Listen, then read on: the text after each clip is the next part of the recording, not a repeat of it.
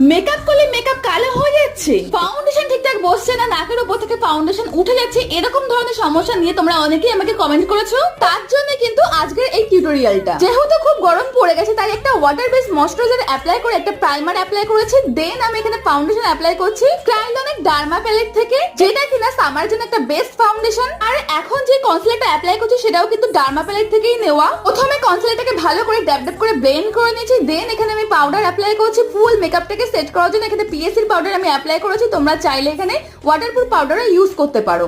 দেন এখানে আমার একটু আইশ্যাডো বাকি ছিল, সেটাকে আমি কমপ্লিট করে নিচ্ছি। এই আই লুকটা করার জন্য কোনো রকম কাজল বা লাইনার আমি অ্যাপ্লাই করিনি, এটা একটা রিকোয়েস্টেড আই লুক ছিল। দেন আমি এখানে ব্রোনজিং অ্যাপ্লাই করে নিয়েছি, এখানে ব্লাশারও অ্যাপ্লাই করে নিচ্ছি, এরপর আমি অ্যাপ্লাই করছি হাইলাইটার। তো বেস মেকআপ কিন্তু আমার কমপ্লিট হয়ে গেছে, আর এটা ছিল আমার ফাইনাল লুক। তোমাদের কেমন লাগলো অবশ্যই কিন্তু কমেন্ট করে জানাবে, আর যারা যারা আমার চ্যানেলটিকে নতুন দেখছো অবশ্যই চ্যানেলটিকে সাবস্ক্রাইব করে চলো, টাটা বাই বাই।